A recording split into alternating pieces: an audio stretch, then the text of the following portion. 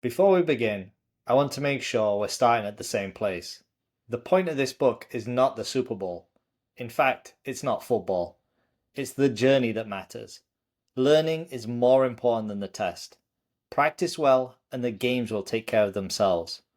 Whether you've been kicked in the teeth or life just couldn't get any sweeter, it keeps rolling on, and then there's another game. But winning the Super Bowl is not the ultimate victory. And once again, just to make certain we're on the same page, it's not all about football. It's about the journey, mine and yours, and the lives we can touch, the legacy we can leave, and the world we can change for the better. I'm still not totally comfortable putting my story in a book, but here's how I see it. Although football has been part of my life that I've really enjoyed, I've always viewed it as a means to do something more, a means to share my faith, to encourage and to lift up other people. And I see this book as a way of expanding the platform that football has provided.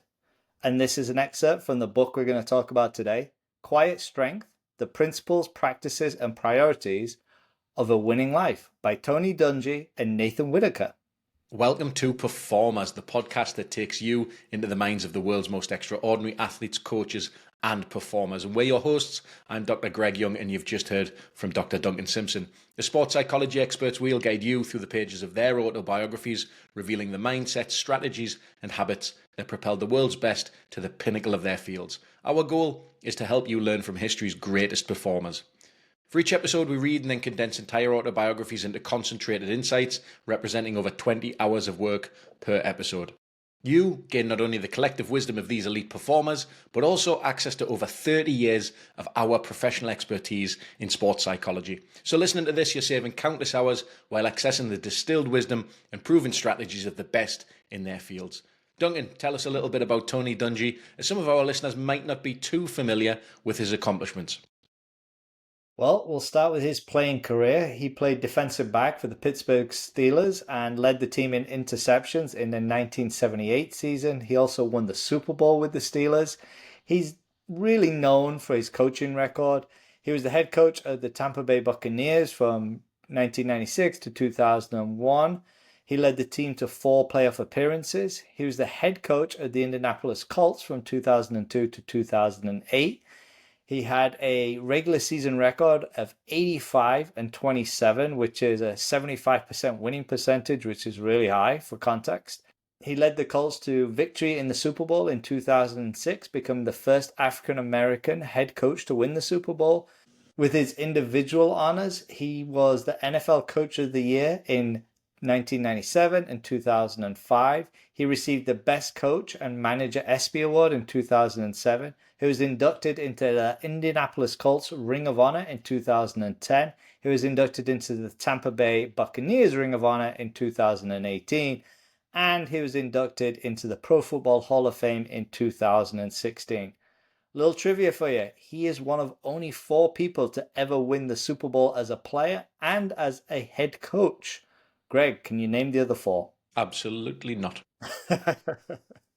Neither could I. Not if my life depended on it. For context, they were Tom Floor, Mike Ditka, obviously Tony Dungy, and Doug Peterson. Hope that comes up in a trivia round for someone. That would be a nice one. So, Duncan, that's a little bit about the man. Tell us a little bit about the book. It sounds like it isn't just a football coaching manual. Yeah, as you heard from the introduction, it isn't just about football. At its core, Quiet Strength is really about values, faith, and the lessons he learned through life challenges, which we'll dig into. Tony Dungy really uses football as the backdrop, but the real story is his journey, as he alluded to. It's all about how he approaches adversity. He really stayed true to his principles, even in tough times. He prioritized making an impact on other people. And the book itself is really a guide on how to lead with integrity and purpose. And I think that title, Quiet Strength, really epitomizes who Tony Dungy was. So should we jump in? Yep, let's jump in. So Dungy grew up in Jackson, Michigan, a small town about an hour from Detroit. And this is a little bit about his background. He says, most of the jobs in Jackson revolved around the auto industry. Guys played high school sports, got out of school, went to work at one of the big factories. They'd buy a car and get married. That's the way most of the guys I knew approached life. But because of our parents, we Dungy kids never thought that way. Both our parents were college graduates. Both are graduates, and it was always assumed that my siblings and I would go to college. Our parents talked regularly about what we wanted to do and their visions of what we could do. Early on, I thought everyone's parents were like that, but later I learned I was unusually blessed to have this sort of background. Growing up with educators gave me a different slant on things. More than anything, my mom and dad focused on exercising our brains, building both knowledge and character. My mum and dad wouldn't tell us, here are the steps, A, B, C, and D. Instead, they would allow us to figure things out for ourselves and explore and grow. Who I am today and the way I think was shaped by the time with my parents. So, Greg, lots of great stuff here. What struck you? There's a really strong start here. What stands out for me is there's a contrast here between the culture of Jackson, Michigan, and the household that Tony Dungy grew up in a community where a predictable path, that factory job, buying the car that you probably made, marriage, that's the things that define success in that context. But his parents introduced a vision of possibility beyond that with education. And what I really like is that they didn't just tell Tony and his siblings to aim higher, to shoot for the moon. They actually modeled it. This helps to foster a mindset of curiosity and independence and ultimately character development if we're talking about values here. And I really like how much autonomy they gave their children in shaping their own futures. So instead of providing that rigid roadmap, as you said, A, B, C, D, really what they did was encourage exploration and personal growth. And I think that approach has a big impact and influences Tony's coaching style, as I'm sure we're going to get to, where you've talked about he's focusing on cultivating self-sufficient and thoughtful athletes rather than just kind of micromanaging his way through his coaching journey, as it were. It's a reminder of how transformative a parent's belief in their own child's potential can be, especially when it's paired with the freedom for that child to discover their own path. That's an excellent breakdown, Greg, and we're going to dive in a little more about his mum and dad.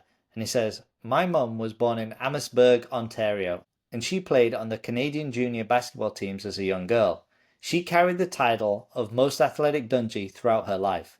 Between her love of basketball and serving as an advisor to the cheerleading squad at Jackson High, she made sure we Dungey kids were exposed to all kinds of sports. In contrast, my father was more interested in individual sports. I think he was motivated by the desire to continually measure his progress and by the idea that he could improve by an act of will. As a boy, my dad participated in boxing and track and field. Throughout his adulthood, he still followed both regularly. Team sports, from his perspective, existed primarily for the life lessons they could teach his children. My dad was usually a quiet, thoughtful man, a scientist at heart and by training. My father taught physiology at Jackson Community College. Both he and my mom had advanced degrees from Michigan State. She had an MA in English and he had a PhD in physiology. But you'd be hard-pressed to know my dad was Dr. Wilbur Dungey. Duncan, it seems that Tony's parents here are really strong role models for him, and they've brought a really rich blend of passion and intellect and somewhat humility into his upbringing. And as we've said before, it's easier to build strong children than it is to repair broken adults. And I think that's what we're seeing here. And the name that I love, Wilbur Dungey, it's just a beautiful name. I really like his humility here. You know, he's got those advanced degrees and professional accolades or accomplishments. But what he's doing here is he's really prioritizing character and those life lessons over that status and that recognition. And that quiet confidence likely shaped Tony's belief in leading by example and focusing on what truly matters later in his career. And again, we've talked about that, developing people rather than chasing those accolades. It's a really, really nice reminder for me that greatness doesn't need to sort of announce itself when it walks into a room. It's often the most powerful when it's just quietly consistent.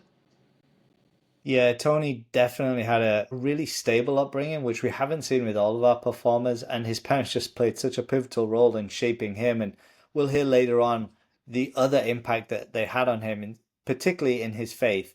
And he says, my dad was fascinated by how and why things worked, but at the end of the day, he was most concerned with character. He believed that most of life was an object lesson, and he always found ways to pass those lessons on to his kids. One day, I was complaining to him about the unfairness of life. I forgot the situation, but I know he agreed that I had been wronged. His response has stayed with me for many years, even though it took me a while to completely figure it out. He said, when I was in the service, he said, they didn't want to teach us how to fly planes, so we taught ourselves to fly. We being African Americans. The lesson which I did not understand clearly until much later was that you shouldn't allow external issues to be a hindrance, whether those issues are based on race or any other factor. Things will go wrong at times. You can't always control circumstances. However, you can control your attitude, approach, and response. Your options are to complain or to look ahead and figure out how to make the situation better. Greg, I love this section. Yeah, there's a lot to love there. Tony's dad didn't necessarily sugarcoat the reality of unfairness or systemic barriers, but what he's done is he's framed the solution in terms of empowerment. So by choosing to teach themselves to fly planes, they didn't just overcome an obstacle, they redefined what was possible under those limiting circumstances that had been placed on them by those external factors, as you mentioned. And that's a profound act of agency.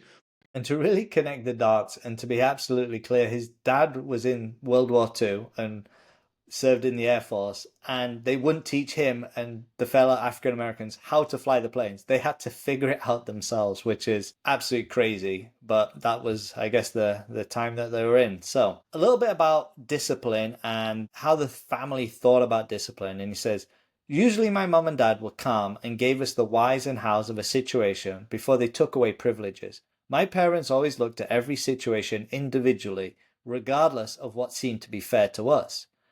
That's something that took me a while to appreciate, but learning how to view each situation by itself has helped me in coaching. I know that I can have blanket rules, but blanket rules don't always fit every individual.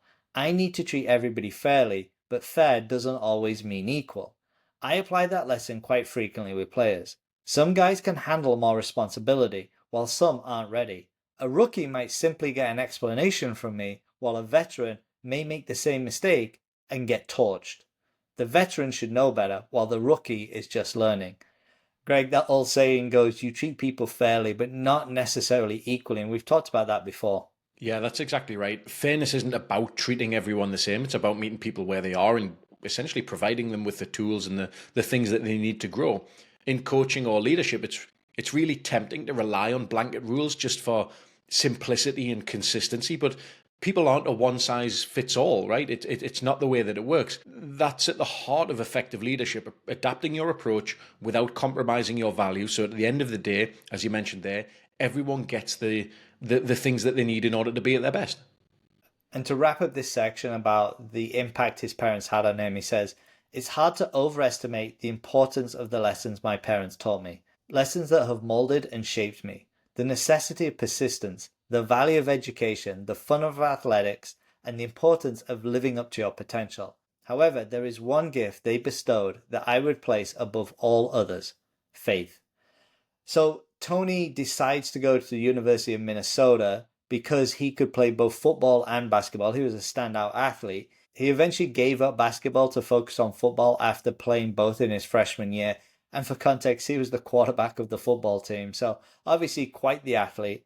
And here's a little bit about the coach at Minnesota at the time. And he says, listening to Coach Stoll, I knew I had greater chance of becoming uncommon by my efforts than I did by my natural gifts. Some players are uncommon because of their God-given natural abilities, like being blessed with height, like Yao Ming, or a vertical jump, like Michael Jordan. Others have to work to become uncommon. Steve Kerr of the Chicago Bulls shot 500 free throws a day to make himself uncommon. The truth is that most people have a better chance to be uncommon by effort than by natural gifts. Anyone could give that effort in his or her chosen endeavor, but the typical person doesn't, choosing to do only enough to get by. I still hung out with all the guys and went to parties, but I never did smoke, drink, or take any drugs. And the more I was around those things, the more I understood why my decision was a smart one. Duncan, I think he might be underselling his natural talents here a little bit, but that sounds like it's par for the course with him in terms of his humility and that being a huge part of what defines his character. It's clear that he obviously values effort and intentionality over raw ability from that passage, and that's a pretty powerful message. But at the same time, Tony's decision to avoid alcohol and drugs, I think that really shows a clarity of purpose and a discipline that in itself is really uncommon. It shows that he wasn't just relying on effort in his craft. He was very intentional about all areas of his life, knowing that they had an impact on his performance. We've talked about with numerous other performers the need to live a high performance lifestyle, and I think this fits in nicely with this. It's a reminder that those choices that we do make off the field or off the court, those can have a huge impact and define the level that we can reach when we return back to those playing areas.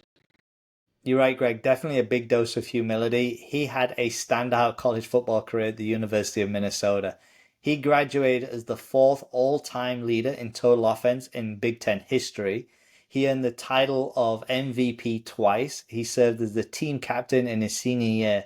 In addition to his on-field success, he also excelled academically, being named academic All Big Ten team twice.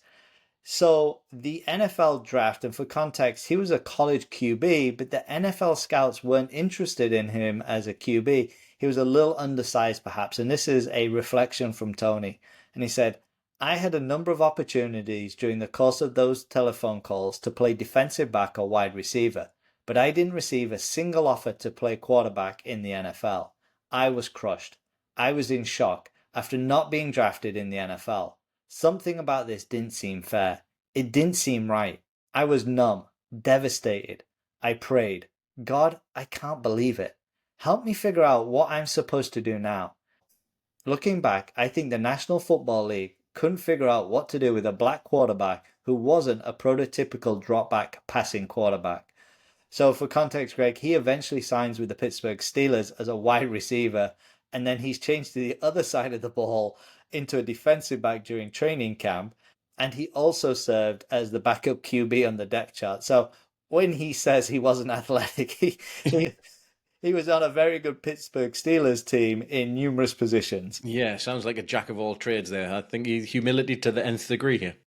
So in his first year with the Steelers, he says, it was one of those miracle years. I was healthy, and it seemed like every time I took the field, the ball was headed my way.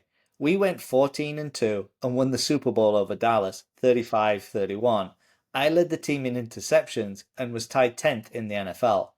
So, despite this initial success, after just 2 seasons with Pittsburgh, he was traded to San Francisco in 1979, who were the worst team in football, where Bill Walsh was the first year head coach and Joe Montana was the rookie QB.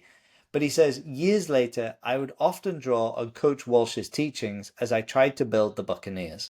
And if you haven't listened to episode 13 on the legendary Bill Walsh, please go back and do so after this episode. Duncan, that was one of my favourite ones. That is just full of absolute gold, that episode. Yeah, there's definitely a coaching tree, and there's lots of kind of crossover with our NFL athletes and coaches. So, for context, with San Francisco in the first season, as we heard on episode 13, they really struggled. They went 2-14, and even a team that bad couldn't find what to do with Tony Dungy. So, he was traded in 1980 to the New York Giants. Dungy made it through most of training camp with the Giants before being released, marking his third team in 2 years. It was clear that his time as an NFL player had come to an end, leaving him to determine what his next steps would be. And he says, Giants head coach Ray Perkins spoke to me as I was leaving training camp in New York. Tony, you're very smart and you have a good approach to the game. I think you'd make a very good coach someday. Greg, this one sentence really stuck out for Tony.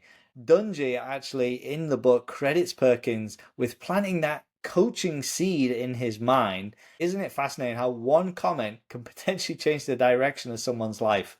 Yeah, that's a perfect example of the power of words, especially when they come from someone that you respect and hold in esteem. I think what it does is it also reminds us how important it is to voice these observations when we see potential in other people.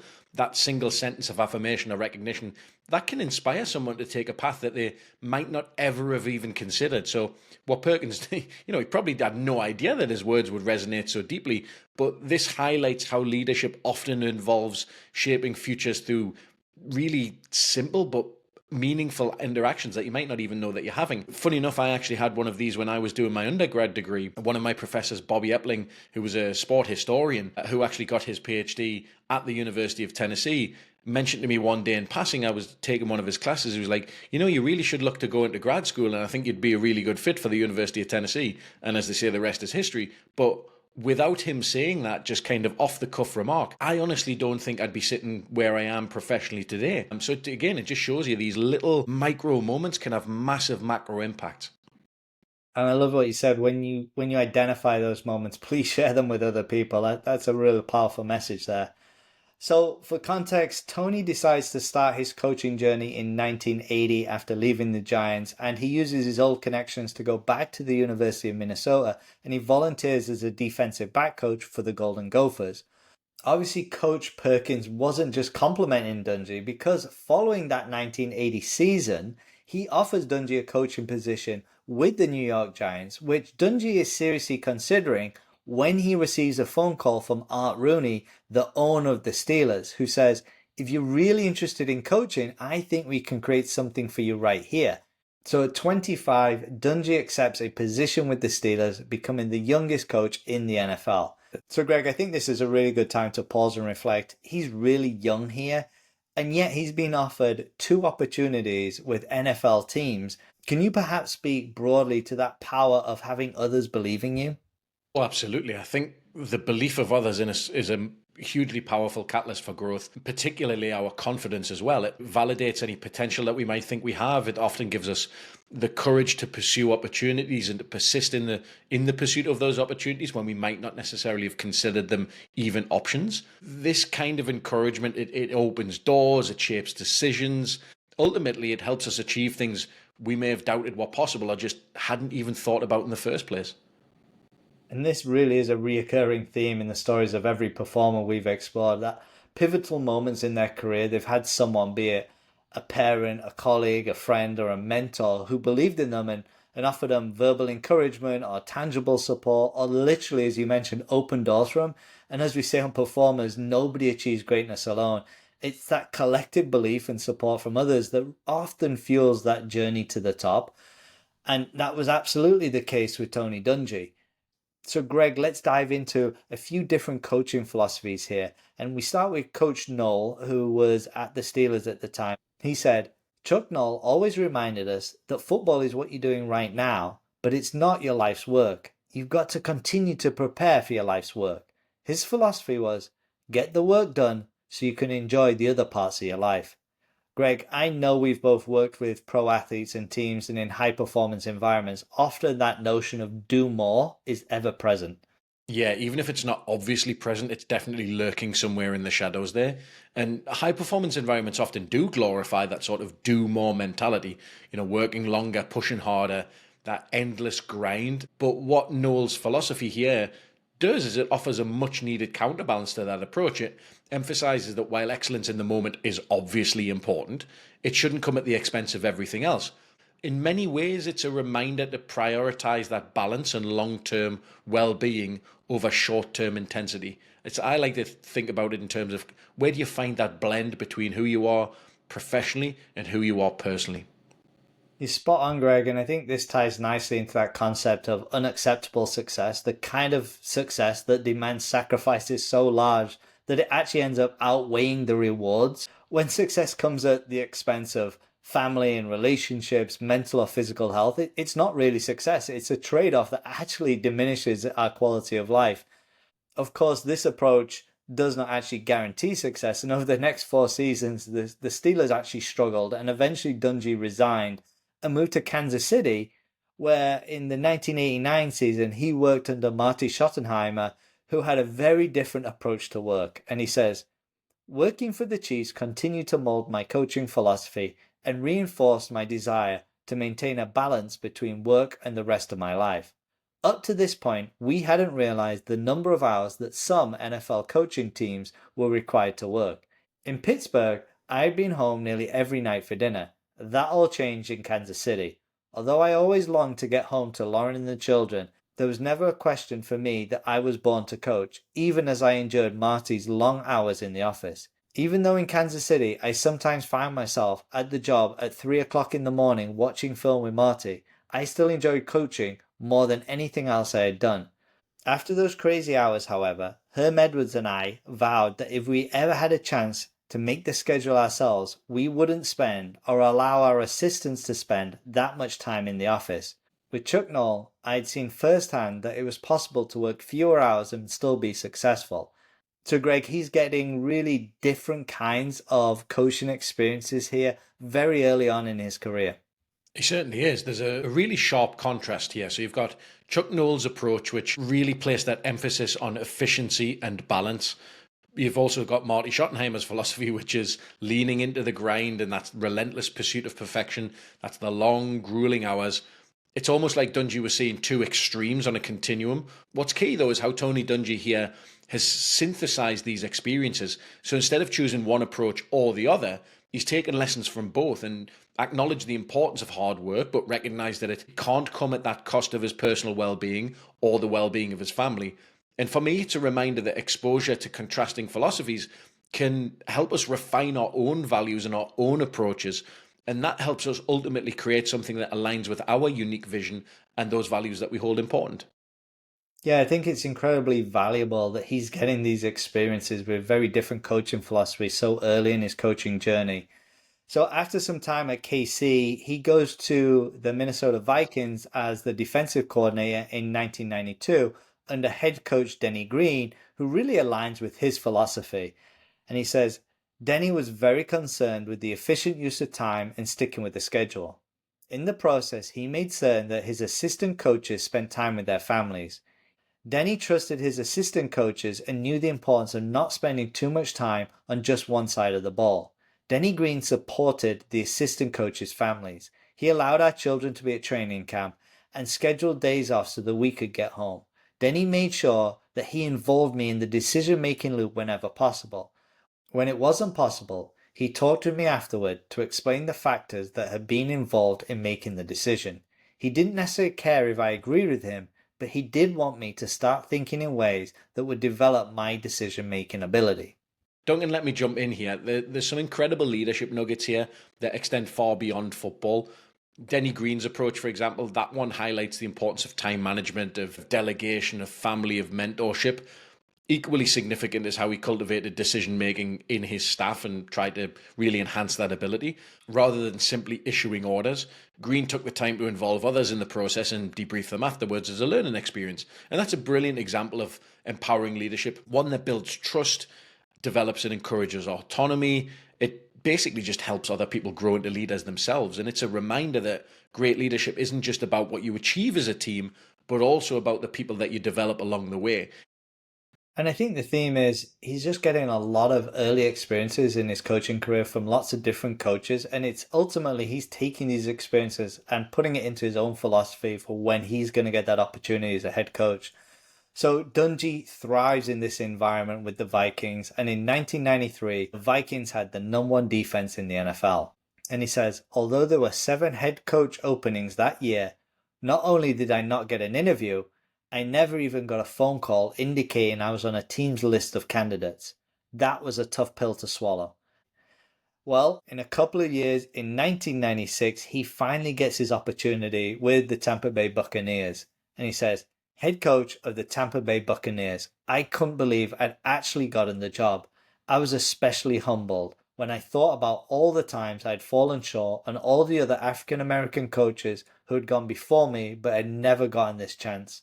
I realized that one thing I could do to help them and other coaches who followed behind us was to win. Actions speak louder than words. Winning would create greater potential for change than talk alone. Greg, winning here for Dungy isn't really about ego. It's actually about creating a platform from which others can climb onto. I think you're spot on there, Duncan. For Tony Dungy, winning isn't about that self-glorification or padding his resume. It's about breaking barriers and creating opportunities. He understands that his success can serve as a powerful statement, not just for him, but for every coach of colour that came in after him. And Greg, there are so many parallels with Jackie Robinson's story here. Robinson understood that excelling on the field wasn't just about proving his worth as a baseball player. It was actually about tearing down those systemic barriers. If he didn't perform at an exceptional level, the narrative would have been used against him and every other African American athlete who came after him. So I think both men carried the weight of representation on their shoulders, and they really used their excellence as an undeniable argument for progress. Yeah, that's a great connection, to be honest. Again, public service announcement. Go back and listen to, I think it was episode 12 on Jackie Robinson. So when he arrived in Tampa in 1996, they hadn't been very successful. But this actually gave Dungy hope because they might be more receptive to his ideas. And that first step was to put his coaching staff together. And he says, While I was in Pittsburgh observing Coach Knoll, I had learned that you need all types of personalities on your staff. The last thing I should do was surround myself with 15 clones of me. I hired my staff with a few basic thoughts in mind. First, they had to be men of character and integrity. While I admire Christian faith, that was not a prerequisite. Integrity, however, is paramount with me. Second, they had to be good teachers. Otherwise, I wouldn't consider them. I wanted men alongside me who recognize that as coaches and teachers, just like as parents, we are entrusted with the lives of others. We were responsible to help mold them into all they were created to be, as football players, teammates, role models, and productive members of society. Third, I was looking to create opportunities for African Americans who weren't already in the NFL. Finally, I was hoping for guys who would make a long-term commitment to the Bucs. As such, he hired Herm Edwards and Lovie Smith, both African American, and both in their own right became successful NFL head coaches. What I love is that he wasn't just building the staff to obviously win football games, that's your remit. He's building a culture here. So first he puts that real emphasis on integrity, and character speaks volumes about his leadership philosophy. Second, it wasn't enough for a coach to know the X's and O's part of things. You'd assume a coach knows the X's and O's part. They had to be someone that players could trust and look up to and really embody those values that they were teaching. This, for me, certainly connects back to his parents and their focus on education. Third, I think his focus on creating opportunities for African Americans was both very progressive and very personal to him. The real thing that stands out here for me, if you were to put a single label on it, is intentionality. Tony Dungy knew exactly what he wanted when he was building his staff, and that's a lesson that can transfer to all facets of business. That's an absolutely great breakdown, Greg. So he meets the team for the first time, and as they say, you only get one chance to make a first impression. And he says, I don't yell a lot. In fact, yelling will be rare, I told the Buccaneers at our first team meeting. In addition to the change in coaching staff, I felt the culture of One Buck needed an infusion of fresh ideas. For context, One Buck was the practice facility. With that in mind, I believe this opening team meeting would be critical to setting the tone. I'd learned that it doesn't matter how you win, you play to your team's strengths, whether that's in offense, defense, or special teams.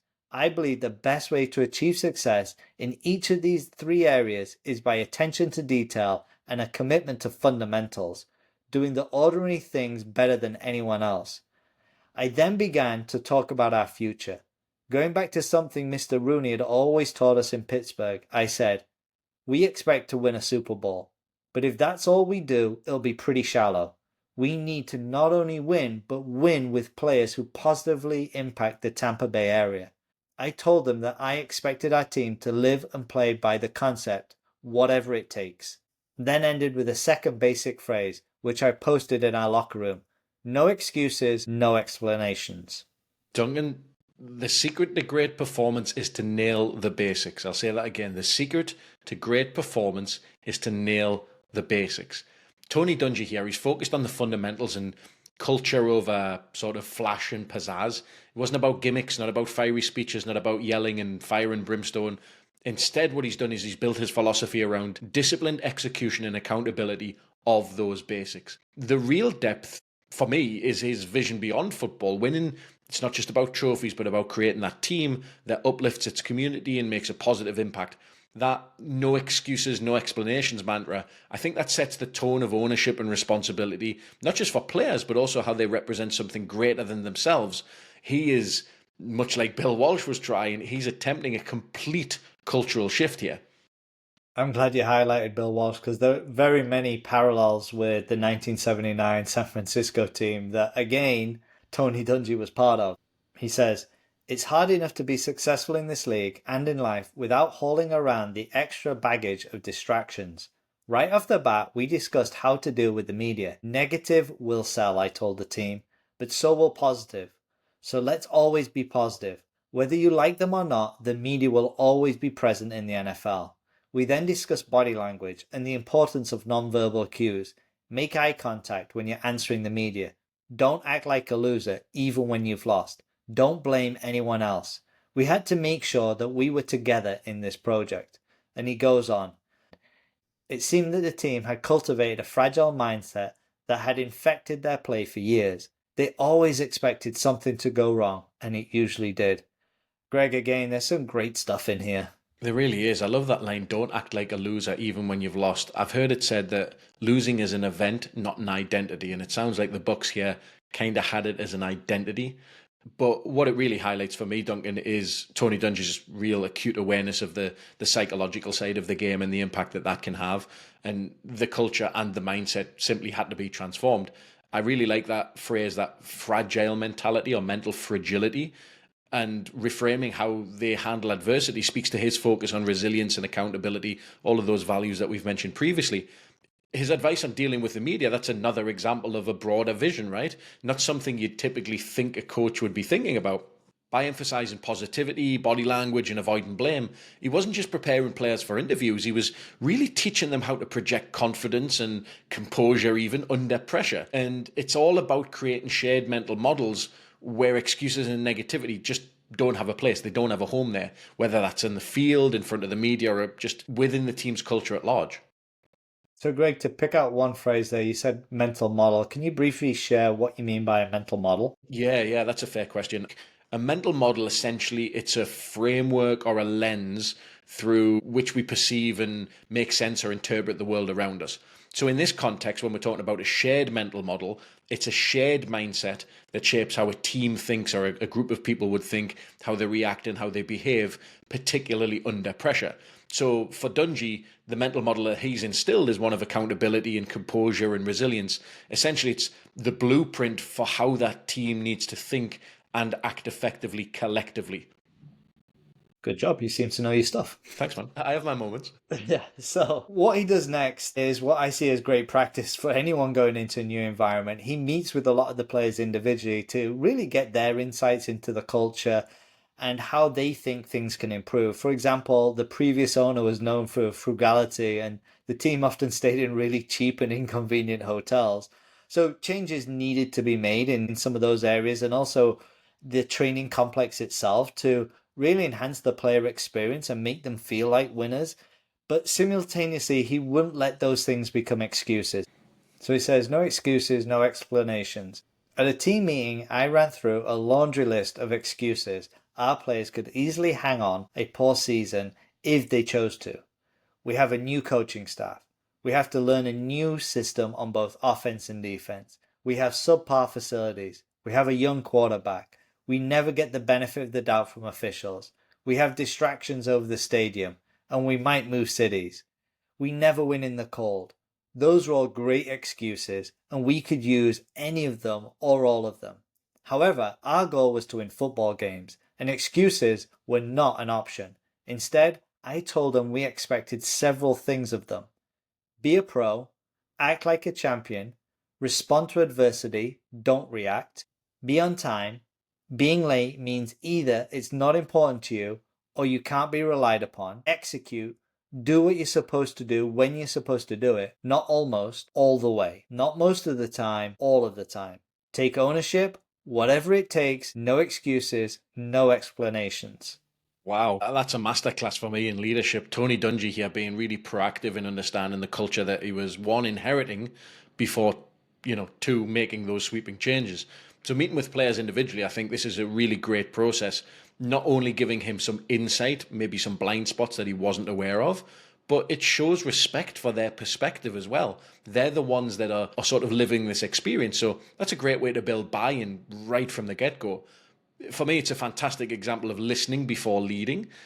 So by explicitly addressing potential excuses that might come up on the front end, Dungy's really disarmed their ability to take root in the team's mindset, that shared mental model, as it were. It's a reminder that leaders need to both listen and then set those unwavering expectations. Not one, not the other, but both in combination. And he goes on and he says, I also told the team that despite my soft-spoken approach, I would hold each one of them accountable. There are 3 possible options to correct this and get where we need to be. One solution is for me to change, to decide I'm wrong, to change my vision for this team. That one is not going to happen. Another option is for you to change, put in more time, go harder, pay more attention to details. As a final option, we'll simply have to go find other guys. Your choice. Well, there's no ambiguity here, is there? He's really drawn a clear line, clear line in the sand, almost a battle line, and it's his vision for the team that is just a non-negotiable. But I think at the same time here, he's also listened to them, so they know that he cares. They've had a voice in this role. It's not just a dictator coming in and dictating those terms. Agreed, Greg. And it's been my experience that most people want to be led, but they want to be led with clarity and consistency and care. And people thrive when they know the expectations and they feel supported in meeting them, which Dungy certainly did. So in his first season in 1996, they go 6-10, but in 1997, the Bucks go 10-6 and lose in the divisional playoffs versus the Packers. But here's a little example of how Tony Dungy led. There was a place kicker called Michael Husted, and he missed several field goals. For context, Michael's mother was actually battling cancer in the middle of the season, cancer that ultimately took her life, unfortunately. Michael was a very private person, and while the team knew about his mom, the press and the public were unaware of what Michael was dealing with, and he was getting a lot of criticism for missing kicks. Dungy was also getting criticized for not replacing him, and this is how Tony Dungy responds. He says, even though he was missing kicks he would ordinarily make, I decided I was not going to replace him. While this was hurting the team in the short run, I thought both Michael and the team would be better if we stuck with him. I was certain that we'd be better as a unit by standing beside one of our own members through a difficult time. I told the team during a meeting, Michael is going through some tough times on and off the field, but I don't care how many kicks he misses along the way. He will remain our kicker. If he misses, we need to rise up and get the ball back. Before all is said and done, he's going to make some big kicks for us. Oof, Greg, what do you think this kind of leadership does for a team? It's obviously very powerful listening to you read that. And we've said repeatedly on this podcast across a number of different episodes that actions express priorities. And this is an incredible example of how leadership that builds trust and builds loyalty and builds unity within a team. So by standing by Michael Husted during clearly one of the most challenging periods of his life, not just professionally, but also personally, Tony Dungy's sent a clear message to the entire team that people matter more than just simply performance alone. And he's demonstrated that being part of that team means supporting each other, even when it's going to come at a short-term cost. This kind of leadership, what it does is it just creates a culture where players feel valued for who they are, not just what they produce. We've talked about the fact that athletes are not robots that produce performance. They are people that play a sport. So when leaders really prioritize compassion and really embrace that sense of humanity, it fosters a sense of psychological safety. And that's a wonderful place for people to be performing in any performance domain from. So when the team see Dungy's unwavering support for Husted, likely they're going to feel a deeper responsibility to kind of rise together and cover for their teammate, not necessarily put him in positions where he's really going to struggle even more, and that's going to be magnified, which often pays off in ways far beyond the immediate season itself. And there was a kind of a quote that popped into my mind, and it, I think, fits perfectly here. That quote is, have courage and be kind. Bonus points if you know who said that. I have no clue. Cinderella. we've gone from ultra serious to Cinderella. You got to be like if the ice freezes over, you've got to re-break the ice. What was that? Have courage and be kind. I Have like courage that. and be kind. Yeah, Greg, Sorry. that was a fantastic breakdown. And he goes on to say about this situation, he says, in the years since then, Michael has expressed his appreciation for my sticking with him during that time. I didn't do anything special. I just treated him the way I would want to be treated. Even at the time, this made quite an impact on him and on the other players. Michael went on to kick well for the rest of the season. If we get caught up chasing what the world defines as success, we can use our time and talent to do some great things. We might even become famous. But in the end, what will it mean? What will people remember us for? Are other people's lives better because we lived? Did we use to the fullest the gifts and abilities God gave us? Did we give our best effort? And did we do it for the right reasons? God's definition of success is really one of significance, the significant difference our lives can make in the lives of others. This significance doesn't show up in the win and loss records, long resumes, or the trophies gathering dust on our mantles. It's found in the hearts and lives of those we've come across who are in some way better because of the way we lived. Greg, relationships rule the world. Yeah, you've said that time and time again. And that reflection there is so powerful because it shifts the focus from conventional metrics of success, wins, losses, accolades, records, to something far, far deeper. And it highlights the idea that, true success and particularly team success, it's not just about personal achievement, it's about how your actions impact other people, the people around you. This kind of leadership creates a legacy, and it's not tied to trophies or to fame and fortune, but the lives that you've influenced and the positive change that you've fostered. It's a reminder that the most enduring contributions that we have often come from how we treat other people, especially in those moments of challenge. This example of standing by Husted, Tony Dungy's demonstrated that leadership is about valuing people over outcomes. It's a blueprint for leadership that transcends football and applies to every aspect of life. And ultimately, what it's also done is allowed Michael Husted to kick better. It's freed him up to be able to perform better. So it does have short-term benefits too. Yeah, that's a great point to add on the end there. And he says, I knew from watching Coach Knoll and Denny Green how I wanted to do things as a head coach. I hired top-notch people, trusted them to do their jobs, and then came to grips with the fact that I wouldn't be coaching as much. I miss that. Coaching was what I'd always done, and now I had to fight the urge to coach everyone. If I wasn't careful, I would end up coaching through or around some very good assistants, which would lessen their credibility with the players. I knew I had to make sure I didn't inadvertently devalue the coaches in the players' eyes by not letting them do their jobs. Greg, we're hearing about delegation here. Can you speak to that concept? Yeah, delegation, it's critical, and it's possibly one of the more challenging skills for leaders because it's not just about getting things off your plate and offloading tasks onto other people. It's about empowering other people to take ownership of their roles and make decisions and develop their abilities. The power of delegation for me, I think, lies in its ability to elevate everyone involved. So leaders who delegate effectively, they create opportunities for other people around them to grow and to take responsibility. So if we contrast Tony Dungy's approach with Bill Walsh in episode 13, Bill Walsh said, of the various failures I cite myself for, one of the most problematic may have been my inability to delegate to the extent I could and should have. Increasingly, I continue to take on massive responsibilities. I appeared to be in full control and think I was, but the exhaustion I experienced, the track I was on, offered no escape. So Walsh was tremendously successful, but his need for personal control ultimately forced him away from the game, just simply due to mental exhaustion. He couldn't handle it anymore. If he had that skill of delegation, who's to say how long he could have continued to stay in the game for?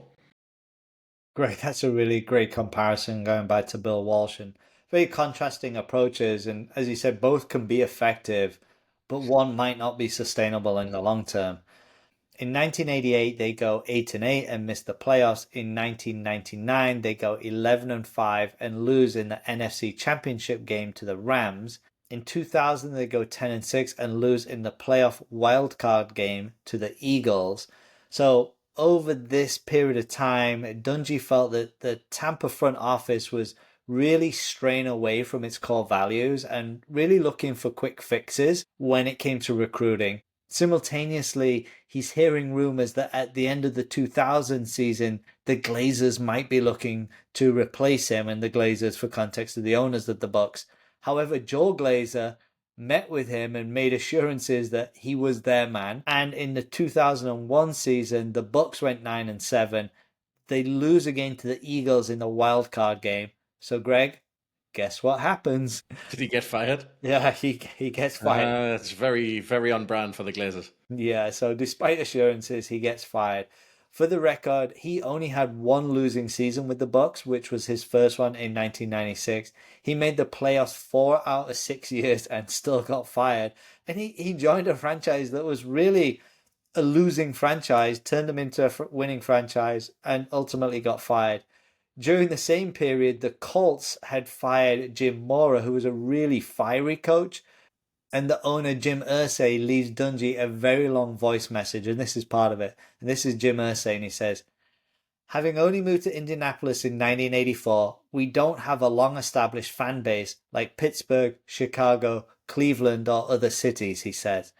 But we're still trying to develop that base. I want an organization and a team that emphasizes character, values, and family, and I want it to extend out into the community in a meaningful way. He said that he aspired to be like the Rooneys and create that type of organization. You're the only person I want for the job, he said. He concluded his 15-minute mission statement by saying, "Don't worry about your salary and don't let your agent mess this up. I'll pay you whatever you want. We just need to talk man to man." Lauren looked at me, trying to read my face. Maybe God wasn't closing the football door after all. Maybe. Maybe. So, yeah, what a phone call. Write your own paycheck.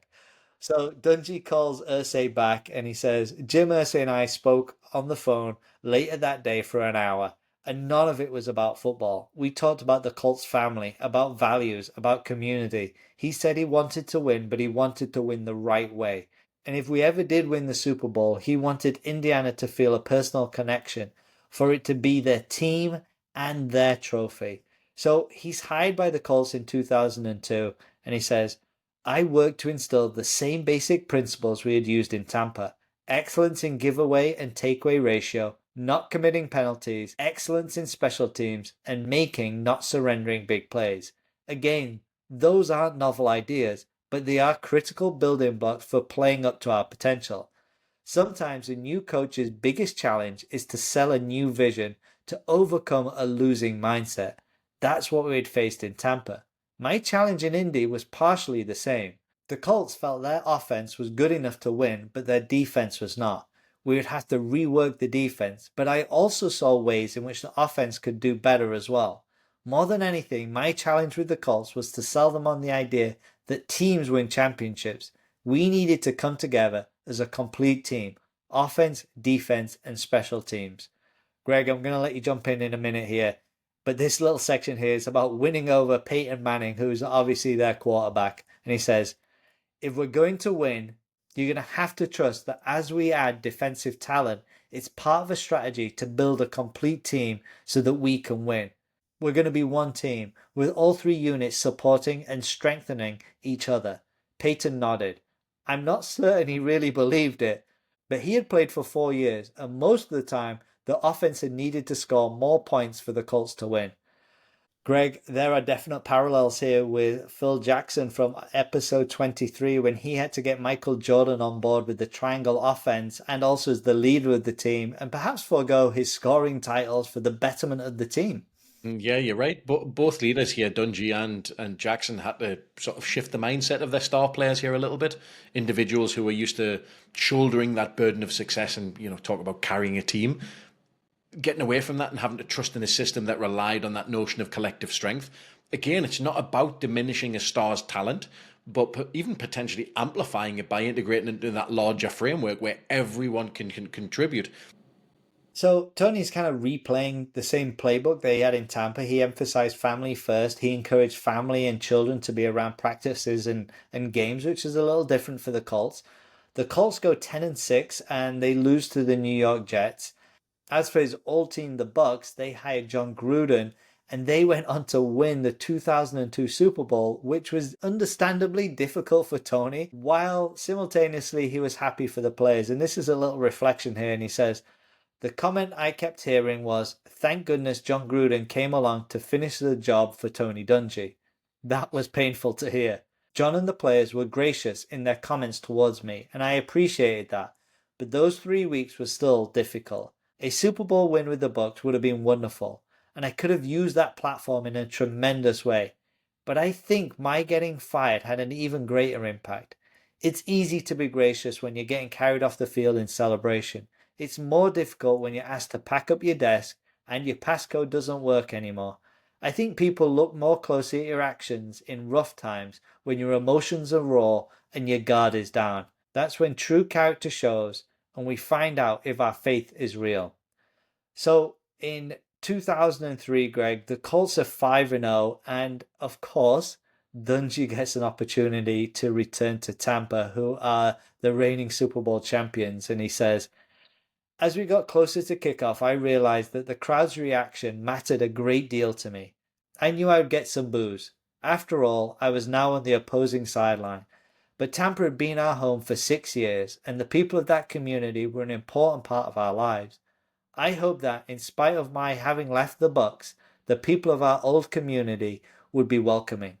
I just didn't know what to expect. I was caught completely by surprise when the crowd erupted with applause as soon as my name was called. I was overwhelmed. The tears I fought back earlier could no longer be quelled. I didn't know it then, but this would not be the last time the Tampa fans would rally around me. So, Greg, this is such a touching moment. Even though Dungy never won the big one for the Bucks, he was just really highly respected for the person that he was. Yeah, that's really well put. This moment, I think, is a testament to the fact that success in leadership, it's not just measured by trophies or records. You know, we sometimes lose sight of that because of sports is so focused on wins and losses. It's about the character and the integrity that you bring to the role. You know, we know the old saying is people don't always remember what you did for them, but they'll remember how you made them feel. And I think that's what we're seeing here. Tony Dungy's impact on Tampa Bay, it went far beyond wins and losses. He built it from nothing but not great foundations and reshaped the culture of the team, reinstilled and emphasized those values that really resonated with the community. And he led it in a way that left a lasting impression on everyone they encountered. It really had his fingerprint all over the organization. Even if he wasn't the person that got them to that Super Bowl success, he laid the framework for John Gruden. It's a reminder that while accomplishments, of course, they matter. That's part and parcel of a high performance sport. The legacy that you leave, it's actually often tied to how you treat people and the values that you uphold on that journey through that performance. So well put. And a reflection I had just if we loop back to the beginning, Tony Dungy is in the Tampa Bay Buccaneers Ring of Honor, and he was there for 6 years, which is a relatively short period of time. So incredibly valued and respected in that community. And we'll hear a little bit more about that soon. So in the game itself, the Colts score 3 touchdowns in the last 3 minutes and 43 seconds of the game and win in overtime 38-35 when Mike Vanderjagt kicked a field goal to win it. So in the 2003 season, the Colts have a great year and go 12-4 and go to the AFC Championship game only to lose to Tom Brady and the Patriots 24-14. In 2004, he says, I explained to the team that it wasn't the big things that had tripped us up in the previous years, but rather a combination of small details. By focusing on those details, inches, we could reach our goal rather than coming up just short. We're not going to reinvent the wheel. We're going to do what we do, we're just going to do it better. We're not going to focus on improving last year's 12-4 season. We are just going to look to improve and win our first game. And then we'll get better and win our second game. We're going to do it by doing the little things right. Every year, the topic of my first talk at training camp is family. I want each guy to understand that his family is his first priority. Deal with them, focus on them, and take care of any issues or problems related to them, I said to the team in 2004. If I ever learned that there is something with your family that needed to be addressed, and you put team consideration before family without talking with me, there is going to be a problem, a big problem. So in 2004, the Colts go 12-4 again, and again they lose to the Patriots in the AFC Championship game 20-3. And he says, through these painful defeats, we never had the feeling that we couldn't beat them. We simply had to play as well against them as we had played against other teams. Easier said than done. Once again, I closed out the 2004 season in the visitors' locker room in Foxborough, telling our players that we would regroup, work hard, and do what we do in 2005. I hoped they wouldn't lose faith because I was certain that 2005 would be an unforgettable year. Duncan, let me jump in here. I think this is such a powerful moment. It would have been really easy to overreact, maybe even abandon the system completely, or at least make drastic changes in the face of this sort of repeated heartbreak. But he's got a really steadfast approach here, Tony Dungy, and that reminds us that success often lies in mastering the fundamentals and doing the small things with that consistency and excellence over time, even when results don't come immediately. You've said it a number of times, little by little, a little becomes a lot. It's about staying true to those core values that you've set out from the onset. It's about learning from the setbacks that you experience. And for Tony Dungy, it's certainly about keeping faith in the process, even when it feels like all of those odds are stacked against you. Yeah, I really love that. So jumping ahead to 2005, they do beat the Patriots in the regular season 40-21, and then tragedy strikes. And he says, as a head coach, I occasionally receive middle of the night phone calls, usually about some trouble one of our players has gotten into. At 1:45 in the morning, Thursday, December the 22nd, the phone rang and Lauren handed it to me. I hope one of our guys isn't hurt, I thought as I reached for the receiver. This time the call was not about a player, it was about our son. For reasons that will never be fully known, Jamie had taken his own life. As the nurse was speaking to me, I frantically began to pray for Jamie. But as her words sank in, it became increasingly clear that we were beyond that point. Jamie was gone. The next couple of days would bear out how loved Jamie was. Thousands of people attended his visitation in Tampa. It was a cold night, I'm told. I don't remember. People stood for hours outside in the cold. There were people we knew from the area and others who had travelled great distances. People from every team we'd ever worked with, mixing with people we had never met before. High school and college classmates of Jamie, or James, as he had begun to introduce himself, attended in great numbers. Folks from our church, Bucks fans, people who had watched us through the years. The city of Tampa, our home, stood up for us once again. This time it was a different kind of ovation. As he got older, he was searching, as all teenagers do, for who he was and the kind of man he was becoming. And as he was making that journey, I knew he would never leave his compassionate, loyal, friendly, heartfelt roots. But like a lot of teenage boys, I think he was hit with messages from the world that maybe that's not the way boys are supposed to be. Like most of us, I think he went through a time as a teenager when he wasn't sure that his parents always had the best advice. I urge those in attendance not to take their relationships for granted. Sitting there in front of me were parents and children, husbands and wives, friends and co-workers. Oof, Greg, this is simply heartbreaking to read, especially as a dad of a young son myself. Any words of wisdom you can pull from this section? Well, I don't know if there's going to be words of wisdom here, but it's a tough one for sure. It's obviously a hard read and certainly a hard listen as well. We don't know the specifics of Jamie's struggles, and Dungy reminds us of that. But the tragedy reminds us of the importance of prioritizing mental health and fostering environments where openness and vulnerability are encouraged, and those are commonplace things. Tony's reflection highlights how those societal pressures and expectations can weigh heavily, especially on young people that are navigating through their identity and identity formation and all of the emotions that come along for the ride with that. And it's a reminder to anyone listening to try their very, very best to create spaces where individuals can feel safe sharing their challenges, just simply without fear of judgment. And we've said this numerous times on performers. Checking in, offering support, normalizing conversations about mental health, it can make a monumental difference to those people that need those things in the moment. That's a really profound reflection, mate. So tough transition, but he makes that actual difficult decision to return to work with the Colts for their final game of the season against Arizona. And he says, as we prepared for the pre-game introductions, I was concerned. Unlike that night in Tampa in 2003, when I worried how the fans would respond, this time I was worried how I would hold up. When I was introduced, the sound of the stadium was deafening. It was all I could do to keep from crying. I found the fans' outpouring of support and love to be extremely healing for me. Moreover, I had always said that football was my job, but it was not the most important thing in my life. Jamie's death reinforced that. Now I would learn if my faith and my ideals would hold up when put to the test. So jumping ahead, despite being the top seed, the Colts end up losing to Pittsburgh due to a last-minute missed field goal. And as Dungy said, it had been a season of heartache both on and off the field. So, unlike the Glazers, Jim Irsay stood by Dungy and his support never wavered. And it was now time to get the players to buy in again. And he says, at the 2006 training camp, I explained our strategy to the players. We're going to be fine, I said. As long as we think we're fine. If we don't, we're going to have problems. We're going to do what we do, stay the course. Our biggest temptation will be to think that we need to do something different. You'll think you've heard it all before, but you can't get mentally lazy. You have to stay sharp and continue to work to improve, all through camp and all through the season. We are going to do the same things over and over, and that's how we are going to win.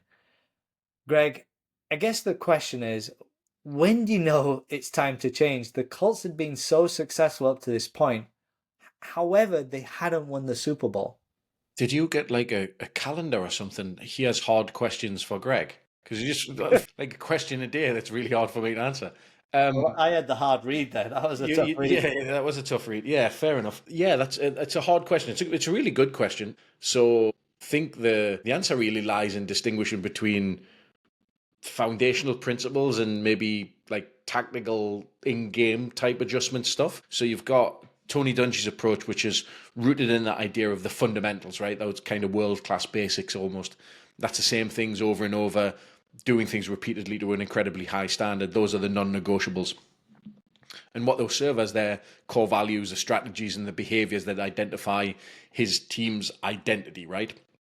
But within that framework, there's always going to be room for refinement and improvement regarding how you play the game itself. So for the Colts here, it wasn't about changing that system or the philosophy at large. It's about being able to execute it under the highest pressure in the biggest moments. And success often comes down to trusting the process while being flexible enough to adapt to specific challenges that you face in those performance environments. And let's not forget here that they were up against one of the greatest, arguably the greatest dynasties of all time in football, in the Patriots, with Tom Brady and with Bill Belichick here. Well, yeah, that's a great point. I think to summarize, it really is a bit more about evolution than revolution. And that is a great lead in to this section about the Patriots. The Colts started 9-0, which included beating the Patriots 27-20. And here's a little reflection. In 2006, we were struggling to win. I kept telling our coaches that we were undefeated, but we hadn't played well yet. I thought we were in very good shape. But here's the reality. New England does so well because in the playoffs, they play exactly like they play in the regular season. Smart, energetic, passionate, disciplined. And then when other teams get uptight and self-destruct, New England keeps doing what they do. They play the same day in, day out, play after play. So, of course, they meet the Patriots again in the AFC Championship, but this time they find a way to win 38-34. And here's a great reflection. He says, "We're going to the Super Bowl. Unbelievable. Standing on the podium, I had 2 minutes to think. So full of emotion, I was having trouble grasping our achievement. I thought of how we had lost to the Patriots to end our season in 2004 and 2003, losing 41-0 to the Jets, cleaning out my office in Tampa, wondering if I'd ever coach again, not getting any interviews in 1993, being traded from the Steelers to the worst team in football, Lauren, my children, my parents, Jamie, a long journey. For me, it wasn't even the Super Bowl itself that was uppermost in my mind. It was the thought of the journey and the way we had all persevered through it all. Through all those years, I'd believed that the principles I was holding on to were right, that the way I wanted to build a team and win was good. So many people had told me I couldn't get where I wanted to go while I was doing it the way I thought it should be done. Through it all, however, I had stuck to my principles, and getting to that point with the team was deeply rewarding. Any quick reflection here, Greg? Yeah, and it's a classic cliche, but it's the journey that matters.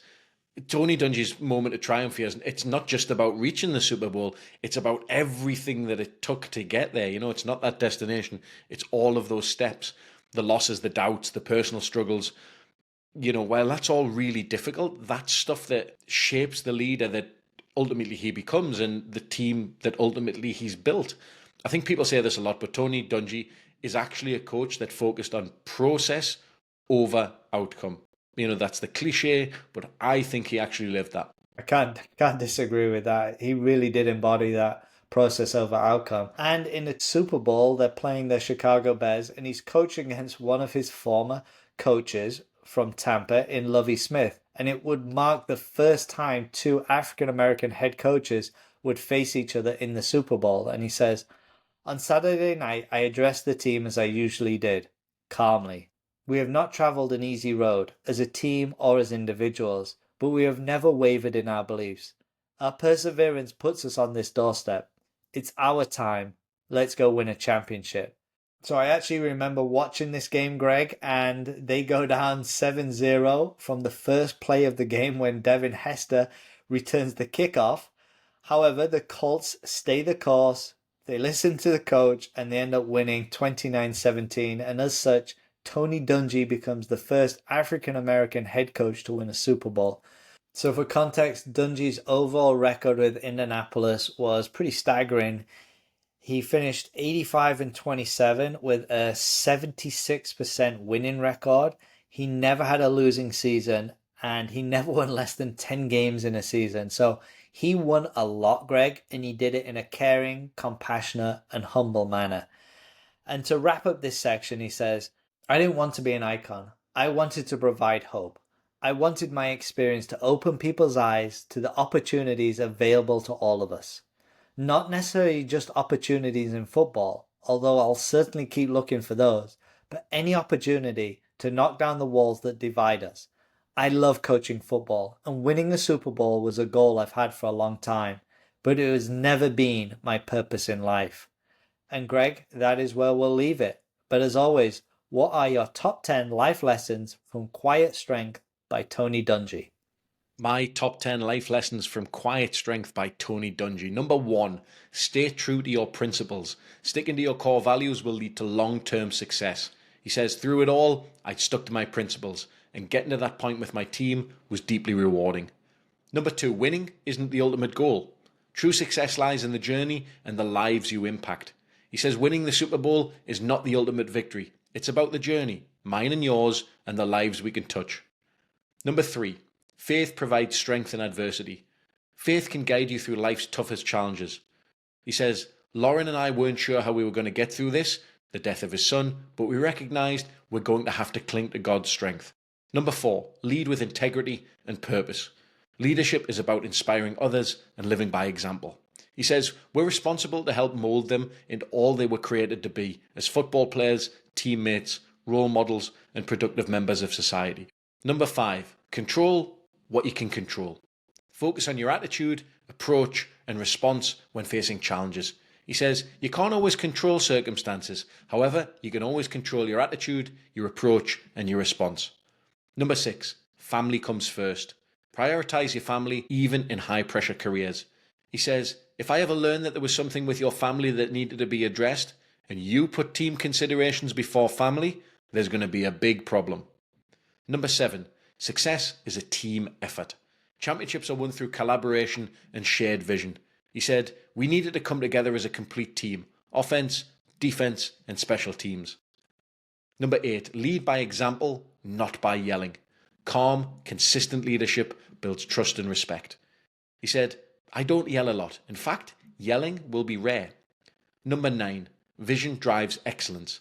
A clear vision fuels passion and commitment to excellence. He says, vision will ignite the fire of passion that fuels our commitment to do whatever it takes to achieve excellence.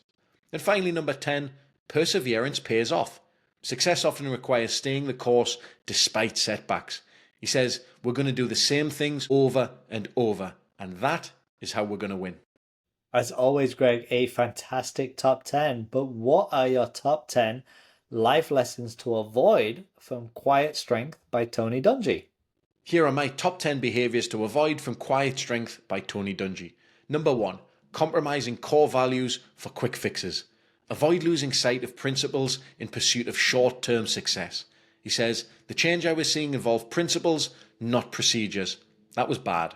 Number 2, letting bitterness take hold. Avoid holding on to anger or resentment.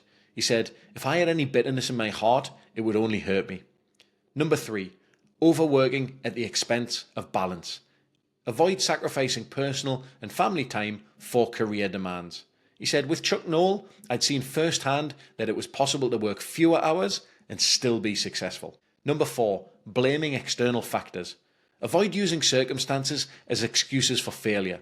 He said, our goal was to win football games, and excuses were not an option. Number 5, neglecting small details. Avoid overlooking the fundamentals that lead to success. He says, it wasn't the big things that had tripped us up in previous years, but rather a combination of small details. Number 6, focusing only on results. Avoid placing winning above personal and team growth. He says, we expect to win a Super Bowl, but if that's all we do, it'll be pretty shallow. Number 7, overlooking team culture. Avoid ignoring the importance of a positive and resilient team mindset. He said, when I arrived in Tampa, the talent was there, it was the culture that had to change. Number 8, failing to adapt leadership style. Avoid treating every player or situation the same way. He said, I need to treat everybody fairly, but fair doesn't always mean equal. Number 9, disregarding accountability. Avoid letting players or staff evade responsibility for their roles. He says, if we don't correct this and get it to where we need it to be, we'll simply have to go find other guys. And finally, number 10, allowing distraction to derail focus. Avoid letting external pressures interfere with performance. He says, it's hard enough to be successful in this league and in life without hauling around the extra baggage of distractions. Thank you so much for joining myself and Duncan on this episode. As always, please support the show and rate us 5 stars on your podcast platform and take a minute to write a review. That'll help us grow the show, and for that, we are always truly, truly grateful. We'll see you next time on Performers.